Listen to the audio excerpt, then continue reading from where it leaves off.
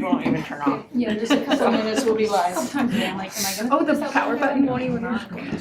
This one's 8 years old, I think it works a lot better. No, I'm kidding. Somebody has a problem. And it's a Mac. I will go on and see. It's all right, it's all right.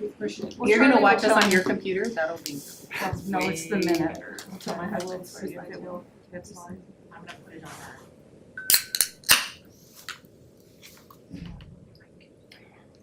Like anticipating You know a what I change didn't do was when we bring go it down. live, but like nothing's actually. Like a flash of green light or something? I know, but. A recording light. Oh. Live from the Moscow School District Boardroom. That's a. Oh, I Watch printed people one of eat. those now that you have it. Me too. What? I wasn't sure if you had a We paper. are live, so go for it, David. Okay, we're ready to start. Hello, everybody. We're at 5:30 time. As always, we start with a check-in, so we'll just start around the room. I will start with Renee, if you don't mind. It's so nice to see everyone in person in the same room. It really is true. I've looked forward to being able to be in the company of many of you. We've already been in the company of each other to the point where we know exactly where each person's gray hairs are. So there's a lot of them. It's nice to be here. I had a good day and I'm looking forward to today being productive. I am doing fine. I feel like it was a busy day. It's been meeting all afternoon, and I had a couple of students this morning, so I actually feel like hopefully I can settle and just tell me if I'm on task. I'm fidgety. I had a good day today, busy, like you said, with meetings back to back. But I'm happy to be here and meeting with everyone in person. I'm doing well. End of the year craziness happening, and it's an adjustment. Like, oh yeah, now I look at people's faces when I talk, not just a computer screen. All right. I'm doing well, this also. It's finals week at WSU, have a tiny bit of grading left to be done, and then it's summer. Even if it doesn't feel like it all the time, but so that's good. Yep, like everybody has said, it was a productive day. I have a couple students in my room in the morning, and so that's a good feeling to be able to help people who are needing that help. So I enjoy my Wednesday mornings, and then I can get my stuff done in the afternoon. They set up my new docking station today, so I'm excited to go play with it, work out and stuff. Hopefully it works the way that as advertised. That's the goal. Giving up, letting go of the old one is like a security blanket. But other than that, I'm well. Otherwise, you can contact the tech guys again. I'm Again. sure they'll be right on. I'm sure they will. So we've been interviewing a candidate, so I've been doing nothing other than eating and sitting, so I'm feeling pretty flubbery. So if I nod off, it's not because I'm not super interested. But unlike Ken, I probably do not have a tiny bit of grading left, but I'll get through it one way or the other. And I'm not near as fast as he does either. But other than that, I'm doing fine. So. My apologies to the group for missing our last meeting. I had some issues with some family stuff. I do want to thank my friend Eric for filling in, and I hope he was able to help move things forward. I'm kind of nervous today because moving from Zoom to in person. This is my first time sort of seeing all of you, and when I started this process last year, I had never worked in an IBB environment, let alone have met any of you, nor done it via Zoom, and so now it's going to be another small learning curve, so bear with me if we struggle at all, but I'll certainly hope to keep us on task and help the group move forward together. Coming back to the agenda, the first item on it is an update on the state funding. It's listed with Greg and Jennifer. I know Greg isn't with us today. I don't know, Jennifer, if you can carry us forward from there. Well, I was hoping for some more news today, but there was zero. I guess there was a blurb. Quinn Perry with ISBA sent out an email, and it was just a brief update that they'll have information to us as soon as they can. The post-legislative tour is scheduled for May 13th here in Moscow. So I've registered Greg, myself, and Heidi for that. And at that tour, the State Department speaks of, well, this time they're going to speak, of course, of salary-based apportionment and all the funding that should be approved by then. And then they also will talk about ESSER funds. I was trying to think of the other pieces in that. The EBT card with food service. And anything else that is pertinent to 2021 as well as 21 and 22. So I did see that email, and I did text Greg to see if he had gotten any emails other than what I get, and he said he had not. So I do know that the budget passed the House, but it's waiting for Senate approval as well as the governor's approval. So I don't have any details as to, I'm assuming all the pieces were passed in the House, so. I'm sorry, I should raise my hand. I gotta get in the habit of it. Gotta get in the habit here. So I was gonna ask, I know because the legislature is longer than they're supposed to be, that's gonna delay some things going into effect. Will that have any bearing on the budget? Well, I think right now they're deciding on whether or not they recess or they adjourn. So depending on what decision they make, yeah, that's gonna affect some of the dates. I'm not specifically sure on the budget. This is just uncharted territory for me and the lateness of all of it. So it's really putting a block on what I typically do during this time. So a big one. So yeah, right now for me, really I have 3 different scenarios going on based on what I know. So with my budget, with our budget. Because as you know, the revised budget is based on the governor's executive order. So that was with the 5% holdback and the different amounts for discretionary. The AP1 rung was not in there. And then in February, we found out that everything was going to be based on current law, which had 2 different discretionary dollars that they weren't sure they were going to go with. One was tied up in a House bill that would drop it to $22,000, and then the other one was what it was, $27,887, I think. And then career ladder, admin, and classified salaries would be increased, and so that made it, depending on which discretionary amount they picked, $22,000 or $27,000, that would either make it revenue neutral or enact the 5% holdback back into the budget. So, and then of course there's talk that ESSER monies can, I think they use the word backfill, but that's not what I'm reading on all the guidance. So I think that a lot of districts are hesitant to jump on that wording. So that's what I know in a nutshell right now. So just a waiting game, I guess. Thank you, Renee. You had mentioned something about an EBT card. I thought that was like the equivalent of food stamps. Yeah, and so they're gonna talk about that. Charlie knows more about that because he's in charge of food service. And that's, so it would apply to food service. Yeah, it's for those folks that are on free and reduced lunch. Yeah. Yeah, education. Yeah, and monies they'll be, my understanding is they'll be released directly to those parents that are registered as Over free the and summer, reduced. right? Yeah, I think July they had as a date. So more information is coming about that, and I think that Kendra, our food service person, is very much on top of that and what is needed to the State Department. So I've been reading about a flurry of property tax relief bills flowing through the House, although most of them seem to be talking about raising the homeowner's exemption. Would that have any impact on us since we have a permanent supplemental levy for a fixed dollar amount? I don't believe so. Okay.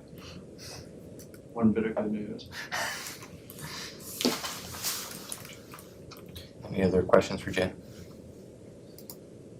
I'm sure you have lots of questions. I do. I don't think you have the answers. Right. I think Might not have all the when you have more information, we have more information, I'm sure. Yeah, I Need to have will another pass on extensive time. whatever to you. What I know is, yeah, it'll be passed on, so. Well, thank you for the update as it sits now with the state. let's go ahead and come back to our agenda. We're on item C, which is going ahead and starting to look at some of the interest. Interest one is an MEA interest. The first one listed here is based on a long-term plan on the advanced professional endorsement career ladder piece. Are we ready to start talking about that, or is it impacted by the budget, or is somebody ready to do that? Okay, would you like for me to? Is it possible to switch two things on the Sure, absolutely. list? Okay, so the little one that I was asked to do is really just to present everyone with the interest list that the MEA has. So I'm just gonna walk it around, give it to everyone. And it's just a list, because we don't. It's just a list, no, we have it. The only one that we have an actual interest paper written out for is the long-term plan on advanced professional endorsement. And we are prepared to talk about it tonight. It just, when we were talking before we met in here, it felt like it made more sense to just give you guys the list and then get into it. Greg can be here. And we don't. Thank you. I'll share with you, Chief. It's what's in our minutes. So.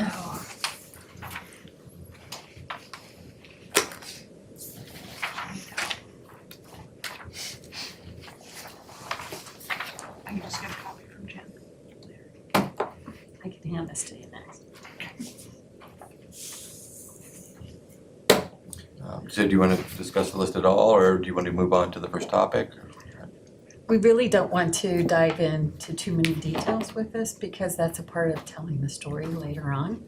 And so We're still going through this. you were asking us what kinds of issues we would be bringing forth.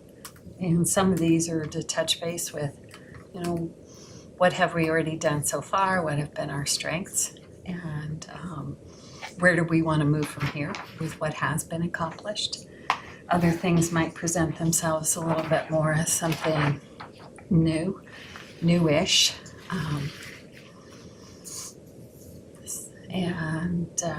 No, that's basically it.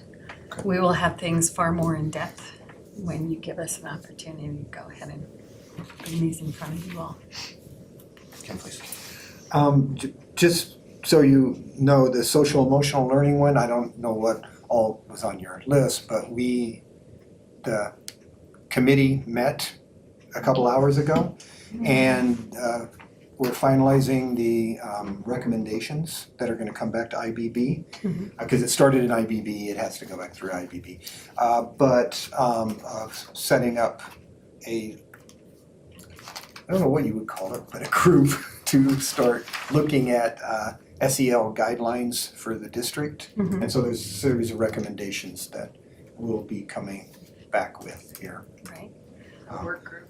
Yeah, work group, I guess you would call it. Which we anticipated that would be a part of. Yeah. When we. Yeah, and so that is coming, it's going through one last edit, and then it's gonna be passed on to Angie, and then it can go out to everybody else, and then we can discuss it when we get, at a future meeting, when we get to that point. So, The social emotional all the way through salary and benefits are issues that were brought forth by our members on our survey. And so, there's still a need for addressing this social emotional learning of students and staff, to tell you the truth, going through these turbulent times, these difficult times. And how can we as a district continue to support kids who are exceptional learners? And since this was a remarkable year with the pandemic, we would love an opportunity to be able to hear from you all as to, what have we learned? What were our successes? What were our challenges? We'd like to be able to give you the teacher perspective on that as well. And if there are any suggestions or any plans we can put forth together to try and address those continuing challenges, we never know when this pandemic is going to end. When is it going to morph into something that is less or something that is more restrictive? So. And then, of course, there's always salary and benefits. Any questions or on the overall list as presented here? All right, so again, returning to the agenda, do we want to begin to present on the long-term plan piece? Yes.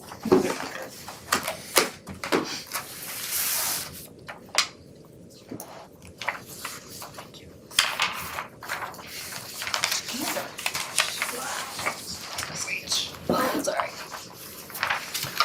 So can I ask a quick question?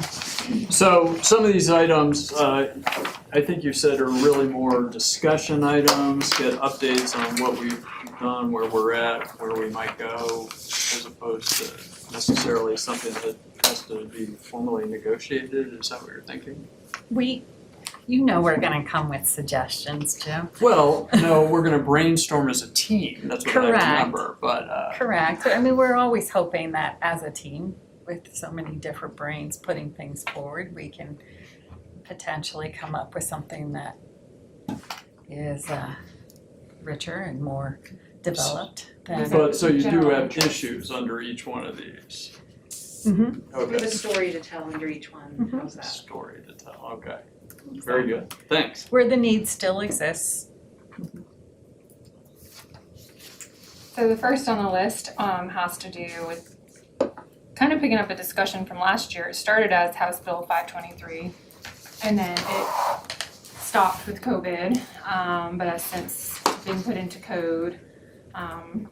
That code number is referenced there. Has to do with the professional endorsement and the advanced professional endorsements. I feel like since we have a camera audience, I want to read it, but I don't want to read it to you guys. So I'm going to give you a moment to read it, unless you want me to read it out loud to you. I can go ahead and give the group a chance to review it, right? However, those watching might like to know what it is.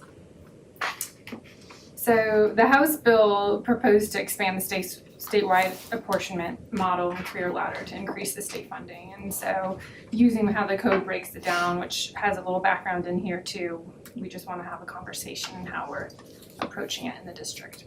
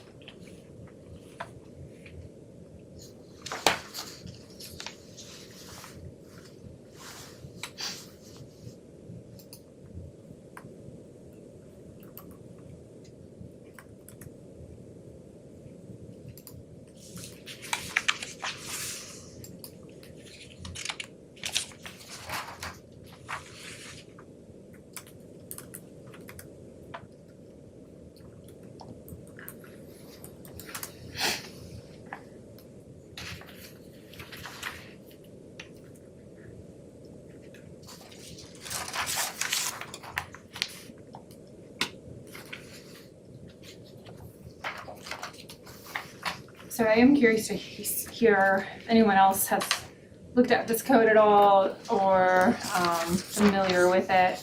And then I just, on the back side, there's the bullet points of what the requirements are for the advanced professional run, including the amount of time that you've had your endorsement. You have to have served on a leadership role, which the code doesn't clearly define. It leaves it up to the district to define what does that mean as a leadership role. It has examples within the code of what it could mean. And then domain 2 and 1 within our evaluations have to be overall distinguished. And then for our student achievement goals, at least 75% of the students must have met that. And then the teacher must have met that criteria for 3 of the last 5 years. So it's not necessarily money going straight to teachers for doing this stuff, it's going to the district for teachers having done this stuff. And it creates a bigger pool of funds for the district to have, like, I always wanna see that. You can't move backwards once you've reached AP1, correct? I think so. I think so. I don't know, cause you might, what if you had a year where you didn't qualify? I think once you meet all Once you these, I think qualify, you are on yeah. it and you cannot move backwards. Yeah. And then there's also rung 1 and then 2, but since this is the first year, they only have designations for rung 1 so far.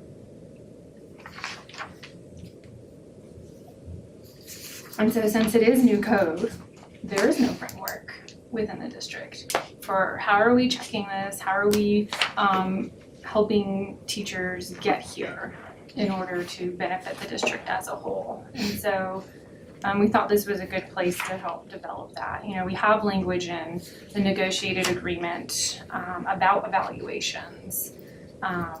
And so since part of it is very strongly tied to teacher evaluations, we thought it would be appropriate to discuss it with this team. So if I'm understanding, the issue to be addressed is for the district to develop a framework for this evaluation? Yeah, yep.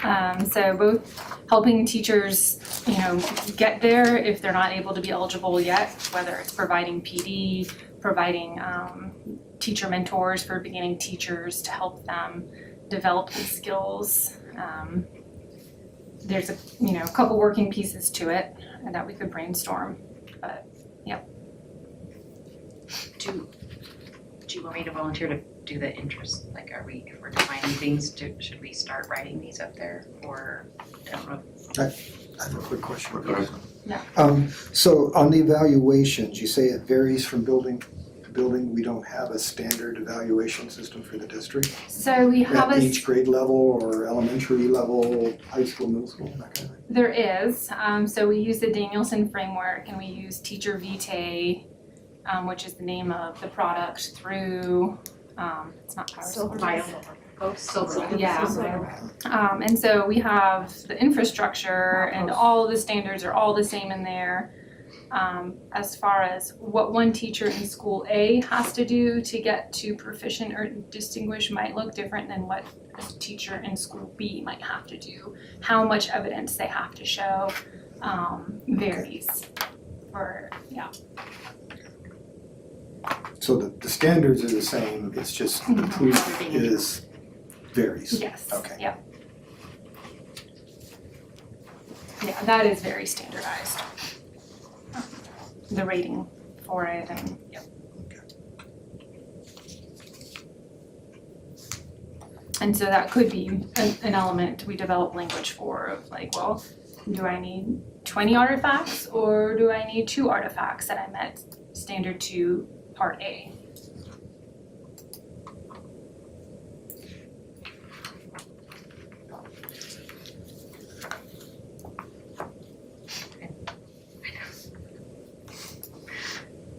Any other questions about or on the narrative and the sharing of the story itself? Looking at our developmental process, as we share the story, the next thing is to identify the specific problem to be addressed. It sounds like what we're talking about is the generation of this framework. And then to record and clarify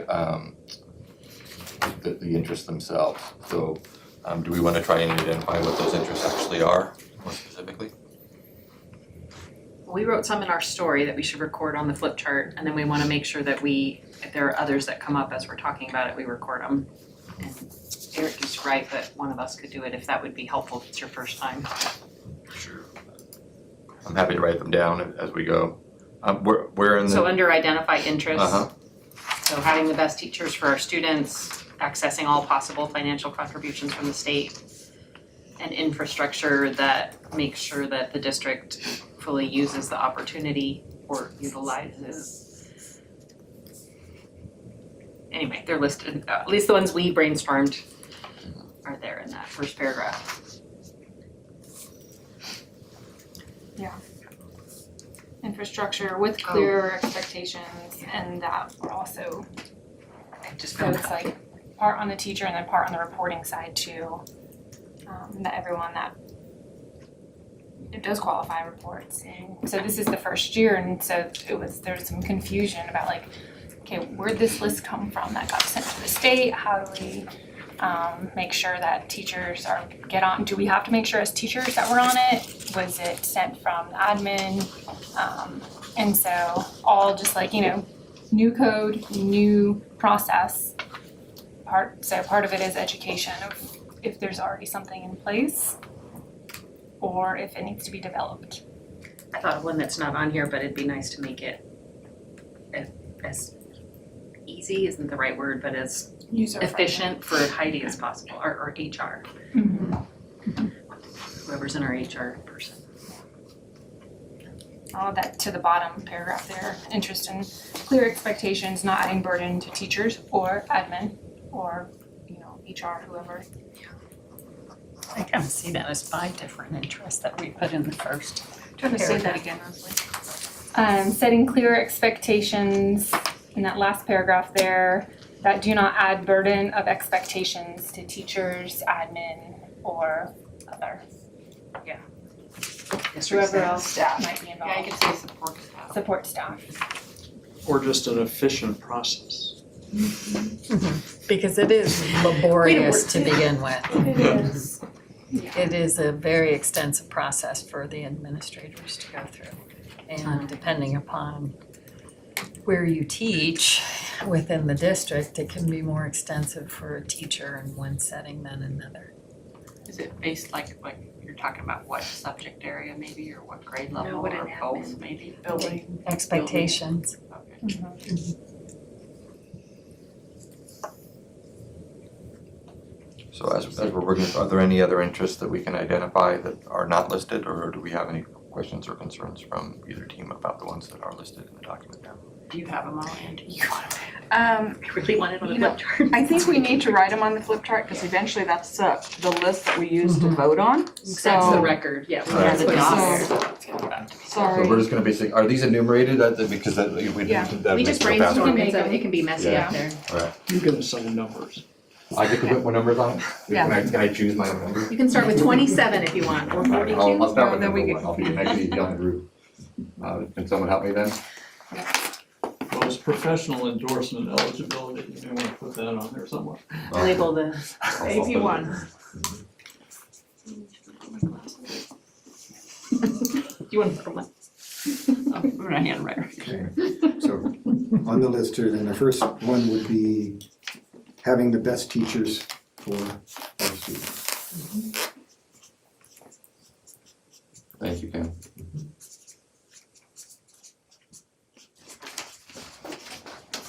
Well, the second one will be near and dear to my heart. Yes. Accessing all possible financial Very much. contributions from the state. Very much a shared. We thought of you. It is shared, for sure. It's pretty important to everyone, Jim. Accessing all funds available from the state?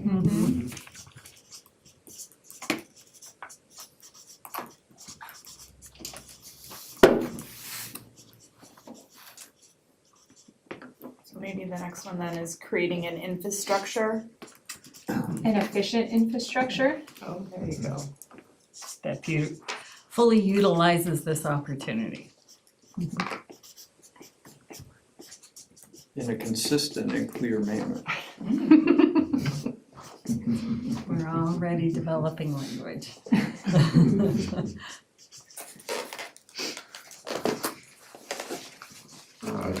Creating an efficient infrastructure, was there anything else with that item?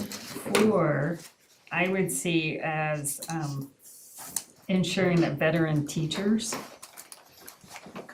advance into this run. So that actually starts working with teachers before they're veterans It's almost to like move in that direction. creating a roadmap for teachers so they know how to get there. How about, we So wanna ensuring make that veteran teachers progress into the, And know how to. and maybe that everyone understands why it matters. That's definitely. That's maybe new, but educating staff about why the AP run matters. Yeah. I think that's part of the infrastructure. to tell you the truth, but Then there's probably education on the whole process, but maybe that's same. Number 5? I would say that there's consistent reporting to the state.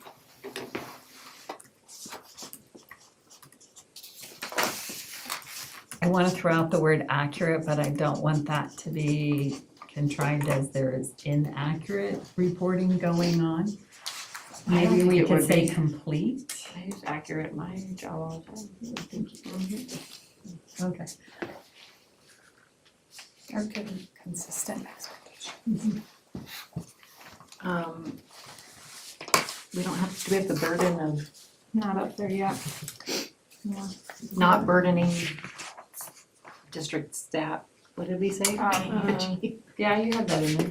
But it's not on the chart. No, I mean to read it, Yeah, burden of not, expectations. yeah, not adding burden to teachers, admin, or support staff. So not adding additional like workload? Yeah. Workload to existing teachers and staff? I mean, it isn't, no matter what I think. That's why I think burden's a good word. Yeah. You It's gonna prefer be burden? more work, well, it's gonna be more work, but we don't want it to be burdensome work. In theory, a lot of it should already be happening. That's- I think is kind of my I thought on think it. the point is that we need to make it clear why it's not a big deal, like how to get there and why it's not a big deal. And we're not gonna force anyone to do this. Right, like it's sort of moving people, if you're a B student, that's fine, we're not gonna force you to become an A student, but here are some ways to help you Yeah. get to be an A student.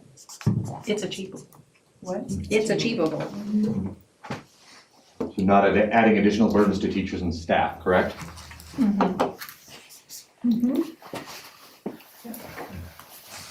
Or number 7? I would say setting clear expectations, but I think we're going to leave that back on in. We might as well put it down so we can have our arrows that go back on into 1, Okay. which eliminates a few. So setting clear expectations for all employees. Whether they are at the stage of evaluating whether a person qualifies for it or they are applying for that designation. So it's for all stakeholders, right? I mean, is that accurate? Who are we setting these expectations for? Yeah, I say all employees. All employees, I thank think you. that when we say stakeholders, sometimes that's broadened out for the board members to mean the community. Thank you, Renee.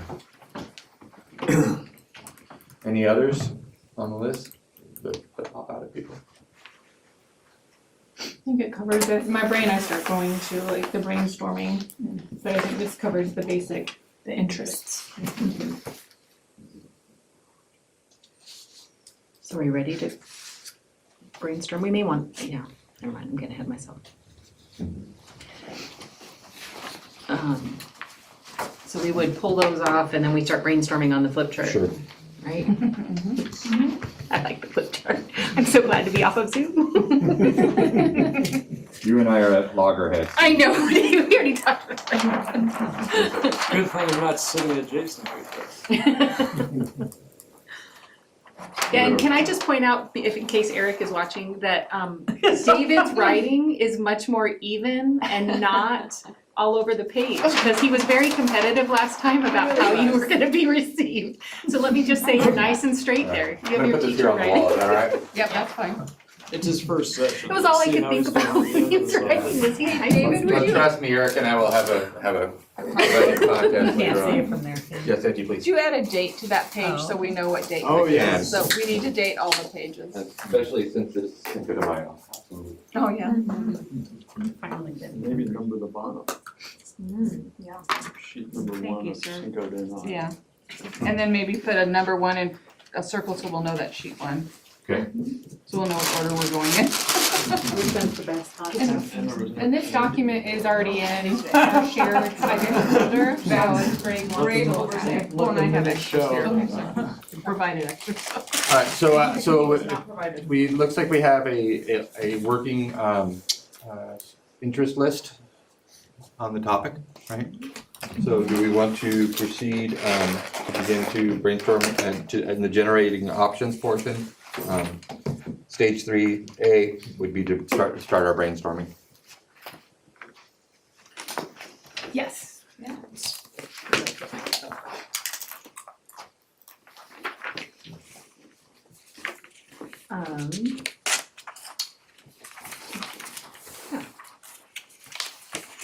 You said some things already that I'm trying to go back to about like creating that roadmap and that infrastructure, making it clear. You know, defining some things, maybe like defining what a leadership role is for our district. So that would be one to write down, define leadership roles for our district. Like, is that a? You have to capture all the brainstorming, so we just. I know, I was waiting for the idea to come together. And we can combine ideas in the end Yeah. if we feel they're similar. And David, we're also getting used to back to doing this too, so some of this is prompting ourselves. One thing you said as you went was professional developments for early career teachers or something. I can't remember how you phrased it. Mentoring. Yeah, Mentoring. mentoring, teaching them how to understand, like how to use the Danielson framework. Yeah, So mentoring. mentoring on Danielson framework? Mhm. I have to go Okay, get one second, a Renee. knife. Does anybody else need one? I'll take one. You want one? Could bring a few. Sure, yeah. Fork's not quite sharp Not enough cutting to do well. Yeah, I started using my fingers. Yeah, I was doing the same thing. It's hard. Being so good, Renee. I'm trying. I know, she's a good example to me. Renee, you had your hand So we're raised? gonna be quiet. I was just wondering, Ken and Jim, what do you think of this? Because I feel like to a certain extent, it's been a conversation amongst us. And so is this something that is of interest to the two of you for pursuing and developing? Is it not of interest? Well, I don't want you always to be in the position where you just listen to what we say. no, but listening is what we're here to do. But anyway, no, I mean, I'm always somewhat uninformed and behind the times, so I was not aware of this specific issue or item. And, but no, I agree with everything you said. I mean, clear, efficient process that's consistent, understood by all, not overly burdensome, maximizes money for the district. I mean, what's to argue with? So, now, if you start saying, I want you to spend money helping other teachers become more proficient, then we start to have to weigh that against other items. But if we're maximizing money from the state, I'm all in favor of that. Now, I do kind of wonder, since Idaho code doesn't say anything about what is leadership, is somebody going to suddenly complain, well, I've noticed that from the report from Moscow School District that every teacher in there is a leader. And is that gonna apply? So, is the State Department gonna offer any recommendations on what qualifies Yes. as a leader or not? So during the 3 of the previous 5 years, the teacher must qualify and have served an additional building or district leadership role in an Idaho public school, including but not limited to, this is the code itself, instructional specialist or instructional coach. 2, a mentor, a curriculum or assessment committee member, a team or committee leadership position, a data coach, or other leadership positions defined by the school district. So I guess we just need to clarify our leadership roles. It's probably Yeah, I think first objective or first step. Which we have some of that Well, already, that's what I you was know, we thinking. already have a bunch of that. Probably All negotiated the some of stipends we do, All the all stipend the things would building automatically level. qualify, and then I would Yeah. assume that there are some that are not stipended that would still qualify, like I think that's the part that becomes a little bit mushier. Defined leadership, I think, It's is. up there. Number one. Oh, Yeah. yes, it is. Okay. So, two things. One, to answer your question. I am all for getting more money into our budget from the state, because we don't have enough. Right. And the more we get in, the better it is. And then I am also 100% supportive of the idea of helping teachers become better, encouraging teachers to become better. Because you know, I mean, we have great teachers, but everybody can be better. I mean, everybody's yeah. teaching can improve. I improve my teaching every year. Yeah. And so I'm all for that too, that if there are ways to incentivize, encourage, you know, and so if we get more money into the budget and we can convince teachers that, hey, this is a great thing, and if you do these things, then wonderful, I'm all for that, so. That's great to hear. Yeah. And then the second thing was I was gonna add one. Yeah. Because one of the things that's getting me is I'm big on assessment and evaluations and things like that. I like consistency in those. And so the fact that we have the standards for evaluations, but buildings are doing them slightly differently bothers me. I want, you know, a more, I don't know how to word this, but a more consistent evaluation process between the buildings. Like you said, you already have what teachers need to do, but how do you prove that? Well, we should have a basis that every building provides 5 artifacts, 10 artifacts, whatever it is, that it's consistent across the board. So I want a more consistency. consistent Evaluation. application of the Danielson standards across buildings. Yeah, Yeah, you yeah, just- everywhere. And keeping in mind that it doesn't become terribly burdensome. Yeah. And that the evidence is different at different levels. Mhm. So the evidence that maybe primary teachers are needing to come forth with on exactly the same Danielson standards might look different than what's happening in a high school science classroom. Right, but I would expect 5th grade teachers at every one of our elementary schools would be doing the same things to prove their skills on the evaluation, you know, I mean, then that just makes sense to me, that you would have that consistency. And that's not happening right now? Based on talking to people at different schools, evaluators want different numbers of artifacts. Some are just like, wanna see this, 1 or 2, some are 20. So I have a more consistent application of the Danielson standards across buildings throughout the district. I was just suddenly channeling my inner Greg as to whether this is reality or perception. So I recognize that certain people feel that it's definitely reality, but I can picture Greg bristling if his admin's not being consistent in their application of this. But That was one piece. since he's not here, we can. Catch his ear and he would wanna talk to his eye. Yeah, Yeah, but that should be easy enough to check. right, you should be working with this administration. Cause I would wanna see examples of those different, like, what, and we'll know why. Like, what's the purpose of that? The artifacts, And, well, the differencing of requiring of different amounts. yes. If it's supposed to be consistent. As we start Like proposing between grade solutions, levels. Greg may be able to come back and say, we're already doing X, Y, and Z, and satisfies Renee, please. The collection of artifacts is the best attempt we have at quantitative data collection through this process. But there are observations in person of teachers collecting information that you're never going to get in a hard copy version of an artifact. And that inherently is the collection of qualitative data.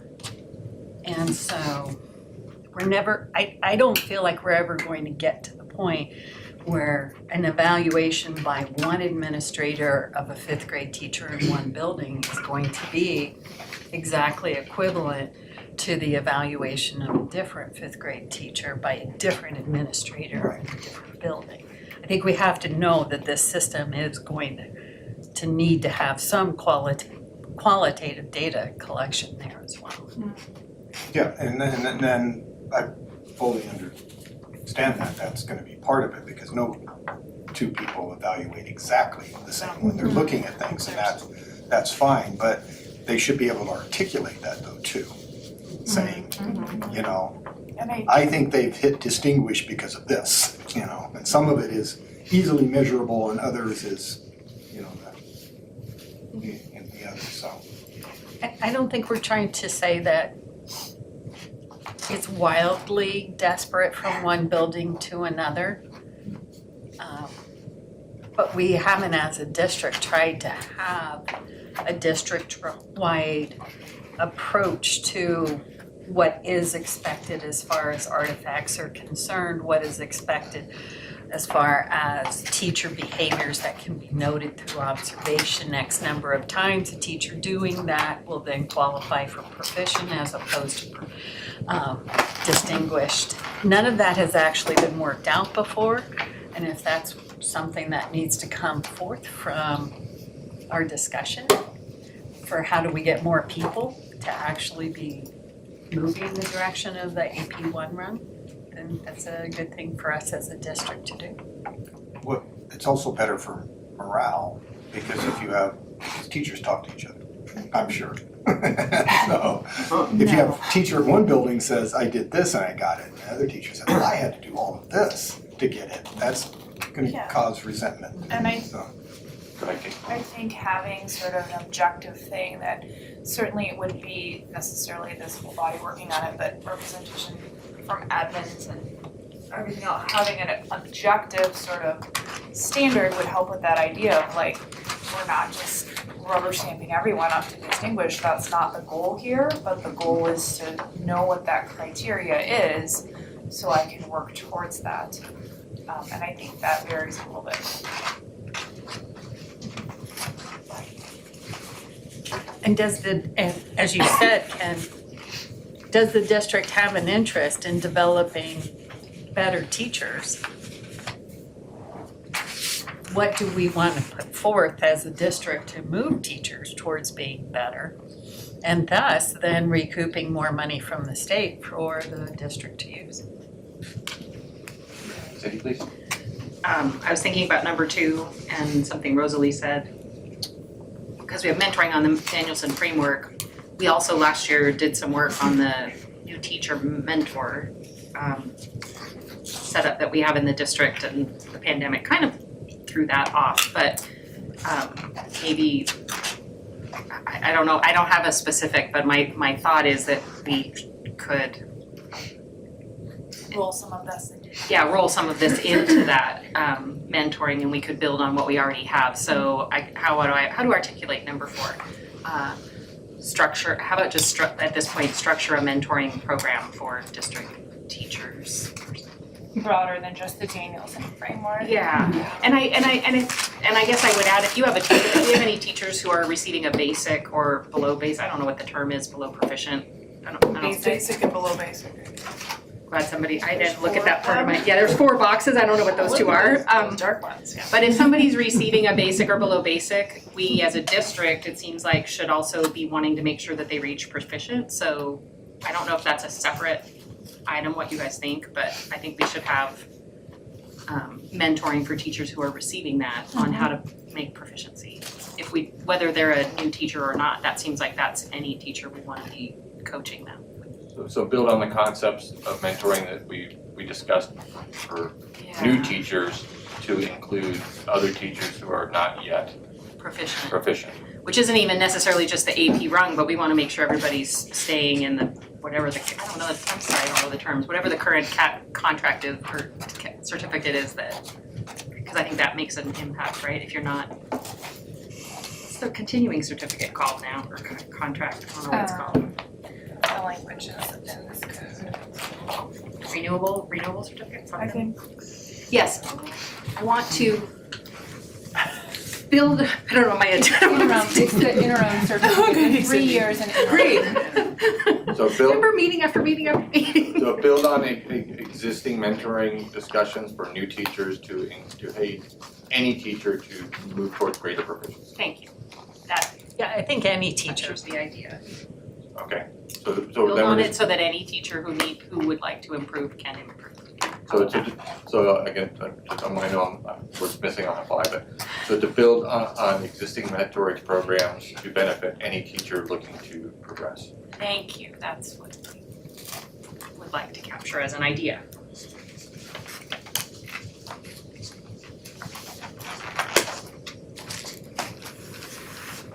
Did you find that? Yeah, 3 years interim, and then after that's the renewable certificate. You wanna stay on it? Well, this does bring up sort of an interesting question, is what is the district's role in helping teachers become better teachers?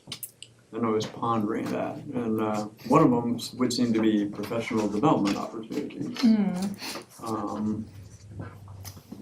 Greg might, another one might be better classroom management skills, right, with the man training and stuff, but I mean, actually, I would think the MEA would have a little bit of a role in helping teachers get better. And then certainly, I haven't heard of too many teachers who are below proficient. I think that's probably a bit of a red flag, but, and then I think somebody does sort of step in and deal with that. But don't quote me on that, so. But anyway, so yeah, what exactly would be the expectation that the district helps everyone improve their teaching? PD could be part of it, since that's often tied to our personal improvement plan as part of our evaluation, so the What could be evaluation. part of it? The Professional development, yeah, because part of it is, we have a goal, a student achievement goal based on more quantitative data, like pre-test, post-test, formative, summative assessments. But then we also have just professional development goals for ourselves too, that's part of our evaluation. And so those have been, and then we have it at a personal level, we have a school level goal, and then we have district level goals. Right. And so oftentimes the PD offered helps with district level goals. Sometimes often with building, and depending on what the personal goal is, it may or may not. Thank you, Rosalie. Cindy, please. Well, I'm thinking about my suggestion. I think when somebody is basic or below basic, isn't it called a plan for improvement? Isn't there a term? And so it may already be that that's there, but I'm thinking we could maybe build, I guess I'm clear, I don't know. Is it possible the plan for improvement might not include mentoring? Yeah, I guess it would be worth looking at it to make sure if we're really thinking about the long-term, how to make. I think we'd have to get more information, because none of us sitting around the table have been in that position, so we don't know it Clearly, Heidi don't. first-handedly, so. Continuing brainstorming? Yeah, I'm looking at the interest to see. Step out of the middle of the two boards so I don't feel stared at. Jim, I think the board already has made a good commitment to helping teachers become the best that they can. There's reimbursement for credits that we take when we are trying to become more knowledgeable about the different fields that either we teach or the methods that we use. And professional development opportunities, as Rosalie said, recently those professional opportunities have been geared more towards district goals. But if the district can pull in additional money for teachers making it into that higher rung, then it only benefits all of us to see how can we assist teachers that are approaching that to ensure that they get there. So how do we move those proficient teachers towards distinguished? I don't know if this, maybe it belongs up there just as something to think about, but it would be good since we all kind of, we're like not knowing, but it might be good to ask Heidi how that list was generated so that we all understand it. Like, where did that list come from and how did the process work this year?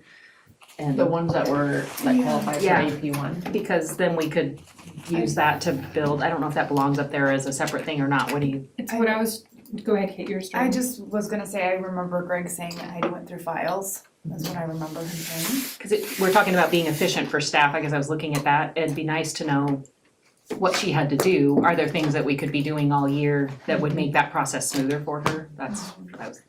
And So- what's in is there anything, there should be stuff in teacher vitae, this is not in my wheelhouse at all. That maybe puts some of that information together rather than, I mean, I remember Greg saying pulling files too, so.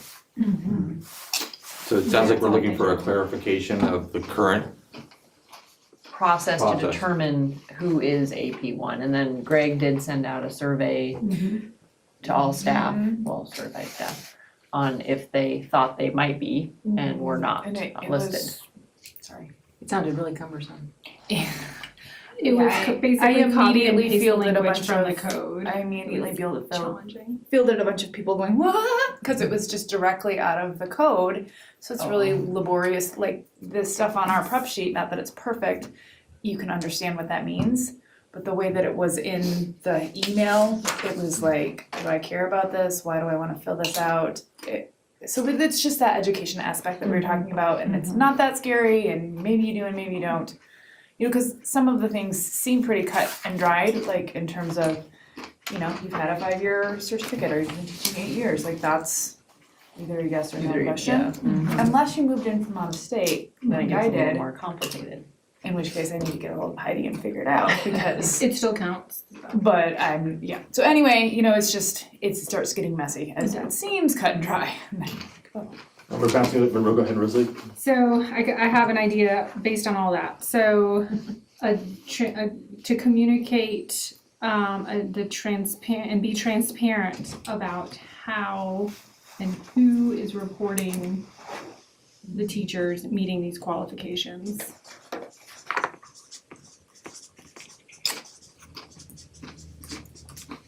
Circles back to that communication goal.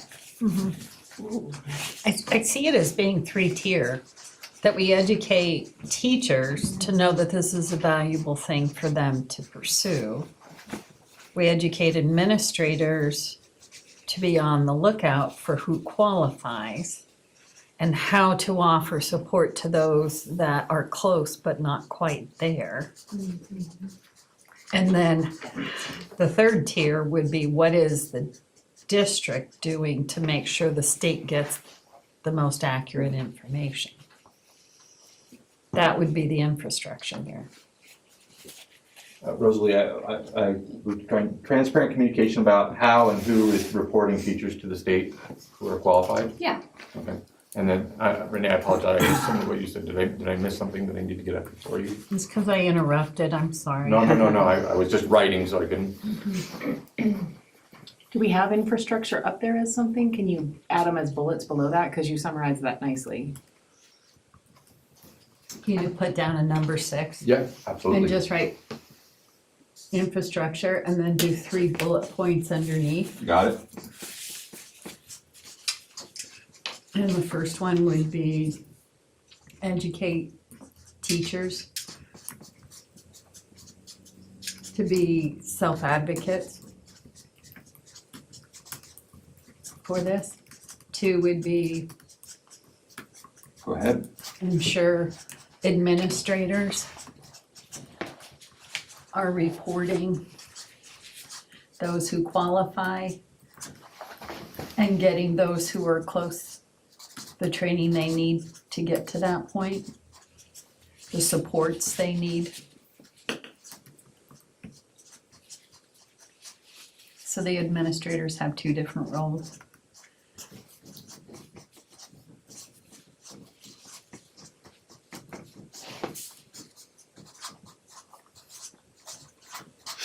And then the 3rd would be the district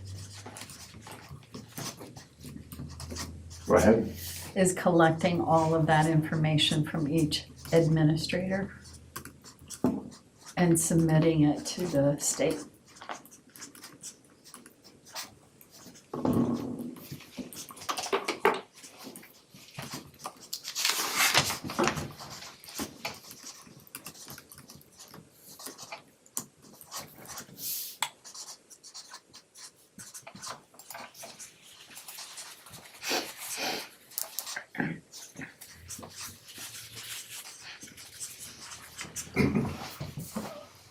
Thank you, Renee.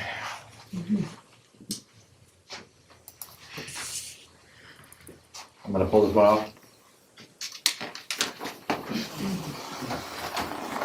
Can this go on the board without damage? I hate to stick it on there and go, no! Just don't write on it. Yeah, just don't write on it. You know, I was trying to look back at the interest and see what's up there that we. How about no penalty for not being distinguished? Do we have to state that, or do we wanna make that clear that we're not gonna penalize Yeah. anyone because they haven't made it? Yeah, can we penalize people? Yeah, we don't wanna penalize people who are proficient but not distinguished. Yeah, You are proficient. Analogy of a B versus an A. yeah. Doing your job.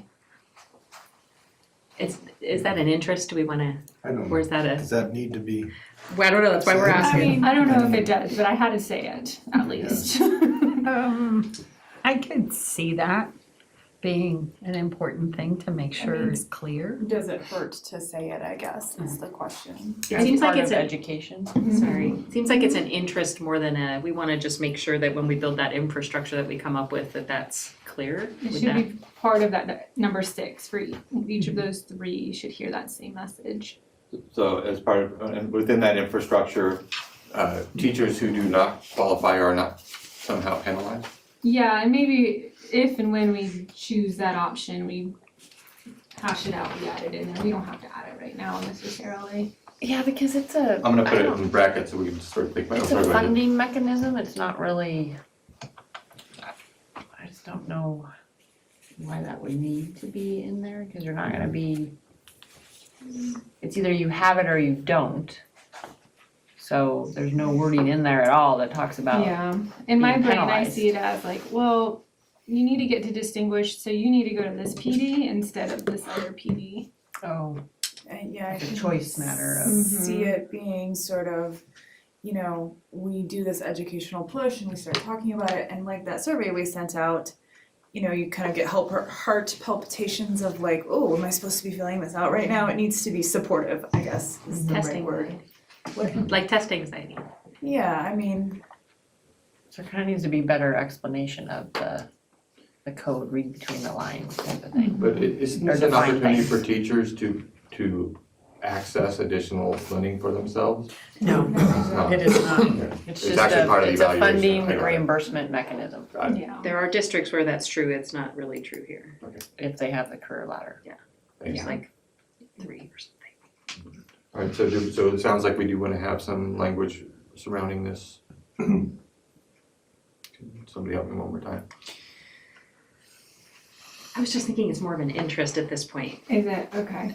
I mean, cause when we see if our options meet the interests, we can say, oh, wait, maybe we should work that in. Maybe flow it into the educational Yeah. piece. Let's just It's the capture it first on the bullet. interest sheet. On 6. Let's celebrate everyone who is proficient and support those that want to become distinguished. Oh, nice positive language. Good wording. So we're looking at that as an interest 8? Offset the number of times I have to say no to my students. Oh, you can't put that crayon up here. Only one way to say no. Renee, can you help me one more time with the second half of that? Looks like it makes Celebrate those who are proficient and encourage teachers to become distinguished. Teachers to become distinguished? Because proficiency is not a bad thing. It means you can do what you're expected to do. And I know I've heard it said about the evaluation, like you don't live in distinguished. Once you're there, you don't get to stay there. You have to continually work there to get there every year. And so I don't know how that ties back into the new code, but as far as how we're being evaluated, by admin and using the Danielson framework, right? I know when it was implemented, the Danielson, there was a lot of training, and it was the year before I moved to this district, and so I still got to learn it by practice, not through training. So I have a clarifying question on all that, what you just said. Yeah, So It wasn't A clear. teacher, well, no, just something that occurred to me. So the advanced professional endorsement, a teacher meets all the criteria and gets it. Mm-hmm. Do they have it then from then on? That's what I've heard. It's But if locked there's a in. piece in there where they vary, like if they don't stay at distinguished and could lapse backwards, That's what I'm wondering. if they don't keep up those pieces of being distinguished, then how could they stay at? They And might so- just stay at the rung one. They Instead of met going to rung 2. one, Mhm, but there is a 2 and 3, Right, and so maybe they have which to keep we it don't really for- know anything about because this is all new. Yeah, and so they have to keep it up maybe to. Yeah. to Right. go. To 2. But they would stay at 1. So That's say if the next year, not so good a year, the teacher drops back to proficient, it's not like you're gonna take away rung 1 of the endorsement.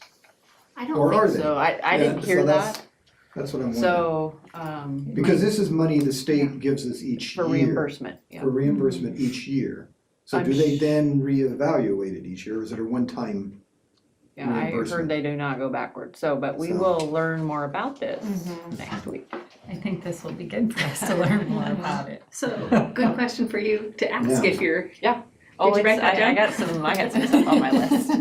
Yeah, because We should this be number asking those 7 questions. interest varies Yeah. slightly depending on if you get it, you get it. Now, Yeah. you have to keep it to move up, say, to the second rung, Maybe but the you get it, but if you can backslide, then we would want a mechanism to keep those that are distinguished to try to get back to distinguished or stay at distinguished. Right, Because that ladder is very much progressive, right? If, if you're gonna move down as you get your endorsements or, go to a different rung every single year. So I would find it odd that they would go backwards.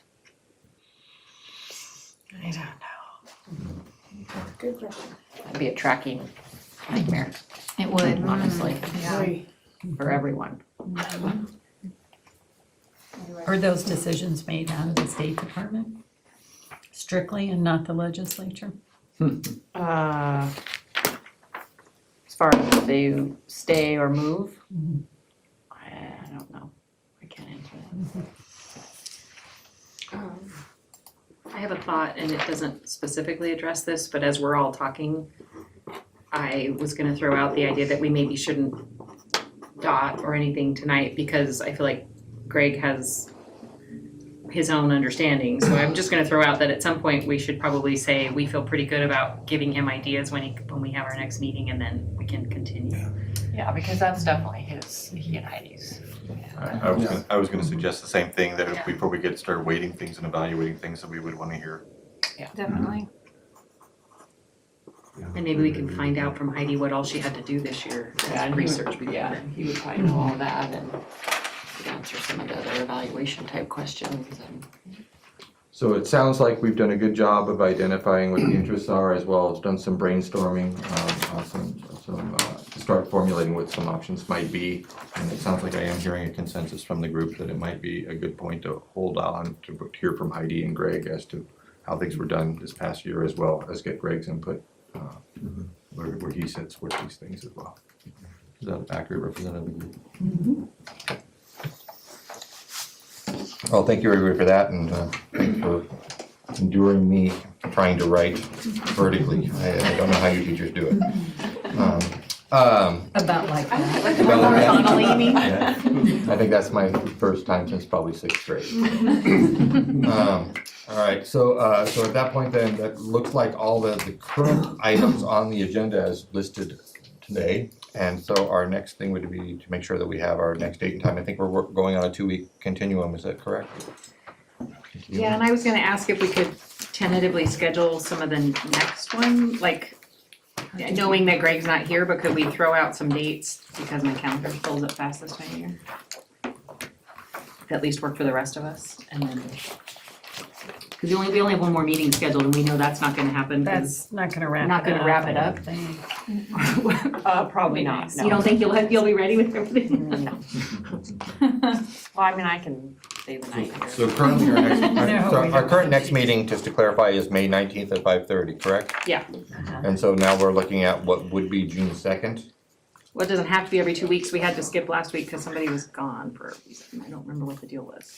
Is it possible to do them more frequently than once every 2 weeks? It could take us all summer if we do that. It might I'm- anyways if legislation doesn't. Perfectly fine We with might that. not have any control over that. So, So then we would be thinking about next Wednesday, the 12th? No, I was thinking the 26th. Oh, I'm sorry, following the 19th. That's the board meeting. That's a board meeting. Could we do Monday, the 24th? I can't do Mondays. You can't do Mondays. Oh, What I'm about- gone the 20th. Oh, there's board meeting. Go good, then. I'm off the hook. So we are looking at June 2nd because that's next I month. thought we had one scheduled for May 19th. Yeah. we do, Okay. that's our next one. What about Tuesday the 25th, Can't do Tuesdays. Thursday the 27th? Right, can't do Greg Thursdays. Thursday. That's his, that golf. At some point, maybe we throw in a I'm Saturday afraid morning. I'm available, is it? Near the end of the year, I might be willing to do that. Who can't do Tuesdays? Okay, and who can't do Mondays? I can't. Okay, who can't do Wednesdays? We've been Depends doing upon if it's Well, board it's a board meeting. meeting. Yeah, well, Right, it's, but it's that's just just for the that. fourth Tuesday. Just the 26th. And who can't do Thursdays? Great. So it's Friday? basically possibly the Friday. Yeah. Wednesdays or Saturday Fridays. morning. Oh my goodness. So it looks like, Saturday morning. so the earliest opportunity then, so assuming that we were to meet on the 19th, then and the 21st would probably be too soon after that meeting. It would be either the 28th, and we would really be only catching up at that point. No, We've done 28th. every other day. David, that's the board meeting. Okay, No, the 26th is a board meeting. She's Oh, saying the Friday the 28th. 28th. Friday. Oh, I'm Friday sorry. the 28th. It doesn't have to be a week apart. We have met successive days before because we have multiple issues and sometimes we're brainstorming. I can't do the 21st. I'm closing on a new house. Oh, she's gonna be my neighbor. Okay, how does the 28th look then? 28th. Looks like Friday. I'm out of town, but we can get us up. So the proposal is to, in addition to the 19th meeting, we would also schedule a meeting for May 28th, also at 5:30. Jim, how early can you meet on a Friday? Oh, If I I could buy meet you a at 7 beer a.m. afterwards. I can't meet at 7. No, we can't. I can meet as early as you want. And then does it make sense then to go ahead and book the following, The second. the second as well? Oh, wait a minute, what time are we starting on the 28th? We can start 5:30, I early. think. Oh, wait, no, there she were wants to suggesting start earlier. early. I was suggesting earlier.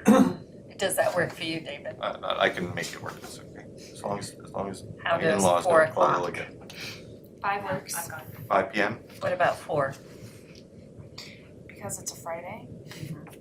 That would be better for me. I have my nephew's graduation on Saturday. 4 to so- 6 maybe. 4 works. Okay, so I'm trying to, going back through, the 19th still at 5:30, and then Friday, May 28th at 4 p.m. And then following that, the next meeting would be back on Wednesday, the June 2nd, and we would be back at the 5:30 time. Can we go earlier? At that point, are you done with school? Can we go at 5? I'm done May 9th, I'm done the 19th, I think. So, If we I can mean, I go- can start we- whenever you want. We The wanna other thing switch, we've done is gone a little longer because then we can fit more issues in. We can go we've gone 5 to 8 in the past, so 2-hour meetings. I think that was something we decided to do because of Zoom. Fatiguing that is. That's why we shortened, but in the past, we've gone a little longer to try to get more done in a night. Cause, even if we knock out one issue a night, we're looking at, I don't know what's on our list, cause I gave it to you. Once we're more prepared to Yeah. do the issues, I mean, it's, Yeah. tonight, This we're is re-ran out of stopping stuff going, right yeah. now, so. but I also, I know it was on Zoom last year, but it seemed like we would have one issue that we would wrap up, and then the next issue, we would get to that option place, because there's always a place for people to sort of let things simmer and come to better understanding of. Yeah, and we do some overlap because there's sometimes some work to do until we start the next one. So would 4 o'clock on June 2nd work for everyone? At the moment. Is that okay with you, Kate? Yep. Cindy? Do you wanna start earlier on May 19th? No, I We do 5 even. 5, I can do 5. Okay. Do we wanna But plan it's for it to be still- longer potentially, 5 to 8. it's near the end of the year, I know I'm tired, but I also don't wanna do this very long into June if we don't have to, so if we end early, that's great. And then our agenda for the meeting on the 19th will be to get Greg up to speed and continue with the process on this interest as presented. And then do we want to docket a second interest just to have it in the pipe so people can start thinking about what the next item would be? Didn't we think we could, Jen? what were we? Oh, so Greg and Cindy and Ken and I are gonna meet on the 10th, I think, to talk about extracurriculars, so maybe we'll have something to Plan bring an back. update for the think so. extracurricular meeting. Right, so maybe that's the second agenda item then. That's not even on this list. It's continuing from last year, so. Okay, it's part of the real. And then Well, it's an ongoing Jen, you had your hand interest. raised, right? And did you want to, let's see, no. However, typically I give a finance 101 on apportionment and our funding sources. I was also thinking some education on the ESSER 1, 2, and 3 and Idaho COVID relief dollars and how all of it is playing into our budget. Be good to do it that date, not that I have some familiarity and our sub, whoever has to sub for me on the 26th, would be a good day to do it, because I. 26th. Or 28th. make sure they're 28th. 28th, Cindy? What are we doing? Friday, That Friday. Jen, which Yeah, I'm not throwing out a date, I'm just saying, do you want Yeah, that? no, I think we, Yes, please. I think we And do. Need to get us all on the same page with it. And the added pieces that I have on all of the COVID dollars, 'cause Do you want they definitely are, On the 28th, you'll do that one. it's very common. does it make sense to elevate that sooner and then move the piece on the, was it, what's your? Extracurriculars. I won't be here the extracurricular? 28th, so it'd be better to flip flop it. I'm out of town. Would you have it available by the 19th? Or do you wanna do The it on finance one is pretty, I mean, I just have to put in our current numbers, as I know them. But there are, other pieces I want to educate you with, just because things are not based on what the revised budget was set at. So Does it make sense to maybe split those two things? maybe, I could do the COVID money piece first. And then that might give the legislators a little bit more time. Do you know it? To give some numbers. Isn't some of it not flowing? Do you know it? Is it a set thing or there won't be any variable with what the legislature does? I don't know that there will be. It's just hard to say, as weird as this session has been. Like I don't wanna jinx anything, honestly. Well, that's why I'm like, I can watch a YouTube on the 28th, I just won't be in town. I mean, what we know right now is current law, but like I said, it has to be approved, so.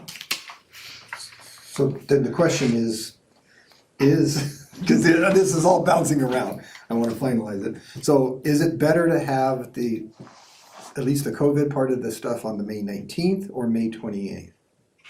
Or should we have them Or June all of it 2nd. on May 28th? I mean, It's a lot What's of the bottom information line to here? take in, so however, I mean, I live and breathe it, but you guys might not. We don't. so. What about the Dabble. COVID stuff on the 19th and then the rest of the budget on the 28th? Does that seem reasonable? Is there anything in particular you would like to see that you've heard about or that you want clarification on? I mean, you can email me your thoughts too, if you think about it. Yeah. I mean, we can chat a little bit. We have an understanding, I think, of what we think is happening, and it would be good to check that against the reality of what you think is happening. Or Right, no. yeah, there Or know are, what's there are happening. a lot of different perceptions out there and I've read some and seen some and I tend to stick to what the State Department has listed on their website. That's a very good resource. Okay. And it's there for all to see. That So might be good to share. I have, yeah, You guys know where that is? Okay. oh yeah, you just go under, No. and actually you go under the federal programs button, more so than the finance button. because the legislature's perception on all this is not, is also not different. accurate any, so you never know how they're interpreting it. Sometimes it's kind of bizarre. Or what they tell their constituents. So So yeah, that's a you know, whole it's other all, story. you know, they'll say one thing and it's not, So- that doesn't so fit with the law at And I- all, 5 p.m. on the federal 19th. rules. Yeah, and I changed it in my book. We But do. Okay, good. So just to 5-4-4. So in terms of setting these dates, times, and agendas, Jen, thank you for the flexibility of splitting that and doing the COVID piece on the 19th. And then, as always, Angie, can you work with Greg to set out the invites for these other meeting sets? And then we're of course assuming that it works with his schedule as well. So, yes, Angie's asking, just to clarify the agenda, we are leaving extracurricular update on the 19th, right? Because I'm not gonna be here the 28th to be part of We that. should. Is that- so my suggestion would be to put Jen's COVID presentation in front of it and then have that as the item, and if we need to then slide the extracurricular to the 28th if we don't get to it for whatever reason, but certainly we would have it on the agenda, so it gives us a roadmap. Rich won't be here? I'll be here. Okay. I will rely on you. And then we'll come back to AP1. Yeah. Yep. I feel like if we show this to Greg, it's gonna, a discussion will ensue. It's not gonna be like, here's what we talked about, but we're gonna talk about something else tonight. And this is recorded, right? So he could be watching this later. Probably. Could be. Well, We're gonna get jolly emails. well better, because I don't want to spend an hour re-educating him, so. Oh, you're gonna give him homework? What did I say 45 minutes into the thing? When you were on Zoom, you could see who was watching. Okay. All right, it looks like we do have a time and agenda, and of course, we can always be flexible within the agenda as the group sees fit, for sure, so we have some flexibility there. So next is a wrap-up Delta, so let's go ahead and go around the room. I started this way last time, Jim, I'll start with you on my right this time. Well, it was wonderful to get back and see everyone and hear about the issues with the professional endorsement. It was very helpful, so. And the Anne's kitchen food was delicious, so. Kate? All right, yeah, so plus is definitely, I enjoy having the food, it's kind of a little treat to get you through going a big meeting, special food. So that was definitely a plus, and I don't think I have any deltas today, glad to be on Zoom and in person. I agree, having the food was nice, it's better than sitting in front of the computer and eating while nobody's looking. And it was good to be in person, I really like that, there's better connection. You don't have quite the connection when you're just staring at people's pictures, so. I agree. I feel like I can be a little more creative and have some more thoughts combined with what everyone else is saying. It's easier to communicate for sure in person. Yeah, I don't know that I have deltas either. I think we're starting to pick it back up though. Back in our old ways. It's good. Yeah, I can't stress enough how much I like the in-person and just the collaboration that happens and being able to look at people and like just real life, so. And I don't have any deltas this time. I would ditto all of those pluses. My delta will be, I'll try to be better about raising my hand next time. I have to get back in the swing of it. Yeah. One person at a time, and I'm always the one who's going, time, but then I was doing it today, so. I was really surprised we weren't wearing masks this evening. And I was concerned, not with the folks that I already know, whether they would understand my facial expressions, but more with Ken and with you, David.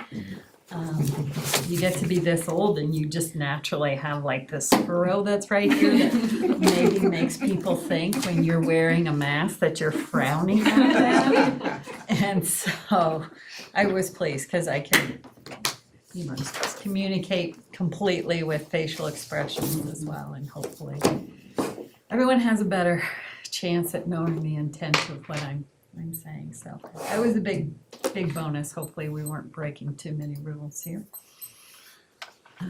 No deltas whatsoever. Thank you, Renee. A real quick anecdote, we were driving back across Nevada and we had to stop at a gas station and it was incredibly windy. And all of a sudden, I felt someone like tap me on the shoulder and I turned around and it was a masked person wearing a hoodie.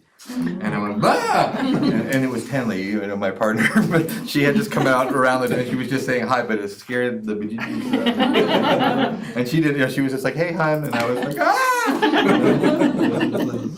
So anyway, I certainly, as initially started when we started as a group, I promised to get into the swing of things and try to do a better job as we go and move forward together. And that's what we did with professionalism and tolerance. It's really great to work with teams, people like that. All right, so with that, I think we're good for the evening, and thank you very much for the food as well. Thank you.